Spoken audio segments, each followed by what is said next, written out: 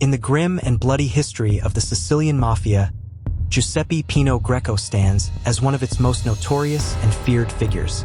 Known for his extraordinary ruthlessness and boundless thirst for violence, Greco's name became a byword for terror, even after his death in 1985.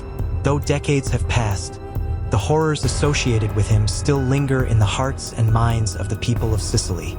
His criminal career was marked not just by loyalty to his superiors, but also by a deep enjoyment of killing, often pushing the boundaries of violence for the sake of thrill and personal pleasure.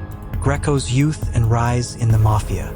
Giuseppe Pino Greco was born in 1952 in Ch.ild, a small town in Sicily known for its history of crime.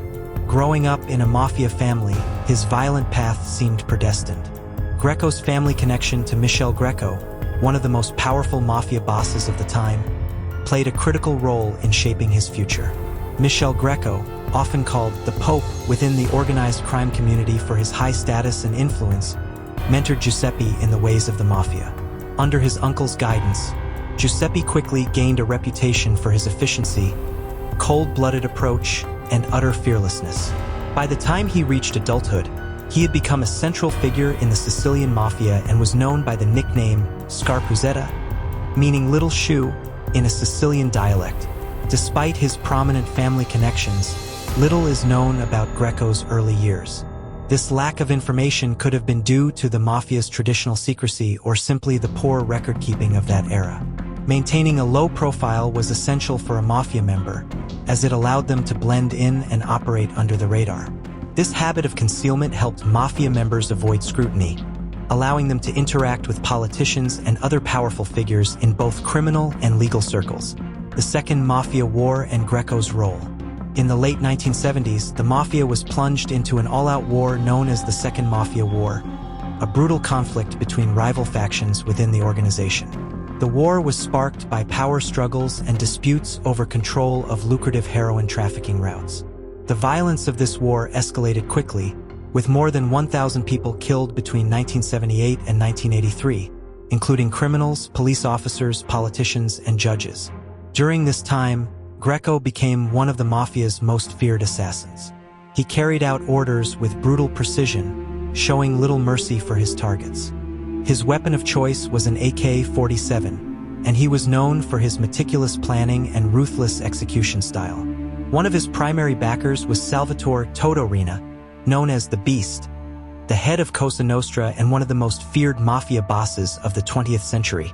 Riina trusted Greco implicitly, using him as an instrument of terror to eliminate rivals and silence critics. Greco's killings were not always about loyalty or duty. For him, murder was often a form of pleasure, a grim recreation. This trait made him one of the most dangerous men in the organization, capable of atrocities that shocked even hardened criminals. Infamous victims and shocking brutality. Greco's list of victims reads like a who's who of mafia rivals and perceived threats to Cosa Nostra. Among the most high-profile were Stefano Bontad, a powerful mafia boss and rival, whom Greco killed on April 23, 1981. Bontad was ambushed and shot in his car after attending a birthday party, a brutal killing that was orchestrated with such precision that the car became known as a metal coffin. Salvatore Inzerillo, another significant figure, met a similarly horrific end. But Greco's violence didn't stop with Inzerillo alone. He went on to target Inzerillo's 15-year-old son, who had sworn to avenge his father's death. Greco abducted the boy, torturing him by cutting off his arm before finally killing him with a shot to the head and disposing of his body in acid. This act of extreme cruelty caused even seasoned mafia members to take notice, reinforcing Greco's reputation as a figure of unparalleled brutality. In May 1981, Greco struck again, this time assassinating Pio La Torre, a prominent anti-mafia politician from the Italian Communist Party.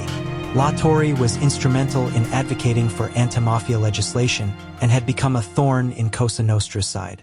Along with his driver, Rosario Di Salvo, La Torre was gunned down in the streets, sparking outrage throughout Italy and underscoring the mafia's willingness to kill even the most high-profile of public figures.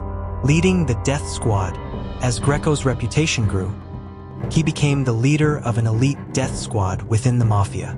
This group included notorious hitmen such as Mario Prestafilippo, Filippo Marchesi, Vincenzo Puccio, Giambattista Pallara, Giuseppe Lucchesi, Raffaele Ganci, Giuseppe Giacomo Gambino, and Nino Madonia. All of them were fugitives wanted for countless murders. Under Greco's leadership, this team executed some of the bloodiest assassinations in mafia history. His method of killing often included psychological torture, where he would toy with his victims, playing a sort of cat and mouse game before delivering the fatal shot. Once his victims were dead, he would dispose of their bodies in grotesque ways, including dissolving them in acid or feeding them to pigs. One incident, captured by photographer Letizia Battaglia, highlighted the extent of the violence. At one point, there were 5 murders every day. We had never seen violence to this extent, Battaglia recounted. I looked at my photos, and all I saw was blood, blood, and more blood. Greco's violent methods and complete disregard for life left an indelible mark on Sicily, becoming a lasting symbol of the mafia's dark legacy. The turning point, betrayal and death. Despite his loyalty and efficiency, Greco's fate was sealed by the very organization he served. Rina, growing increasingly paranoid, began to see Greco as a threat. Believing Greco was too powerful and ambitious, Rina ordered his murder in September 1985, a shocking betrayal that underlined the mafia's harsh code of power preservation. The hit on Greco came shortly after the murder of police investigator Antonino Cassara, a final act of violence that cemented Greco's place as a high-value target. Rina ordered that Greco's body be dissolved in acid, making him disappear just as he had done to so many of his own victims. Though Greco's body was never found, rumors circulated for years about his final moments. His death was eventually confirmed in 1989 by a mafia informant, ending the chapter of one of the mafia's most feared killers. Legacy and enduring infamy. Posthumously, Greco was convicted of 58 murders, though some believe his true number of victims could exceed 300. His death also highlighted the ruthlessness of Rina, who was willing to kill even his most loyal allies to maintain his grip on power. Rina himself was eventually arrested in 1993 after 23 years on the run and received 26 life sentences. The legacy of figures like Rina and Greco remains a grim testament to the brutality of the Italian mafia. Greco's story continues to resonate as a cautionary tale of unchecked violence and betrayal, a reminder of the dark era when organized crime held an iron grip on Sicily. Today, his life is a reminder of the damage that mafia violence inflicted on countless lives, a history marked by a disregard for humanity in pursuit of power. Thank you so much for watching. Don't forget to like, share, and subscribe if you enjoyed the content. And as always, feel free to leave your thoughts in the comments below. See you in the next one.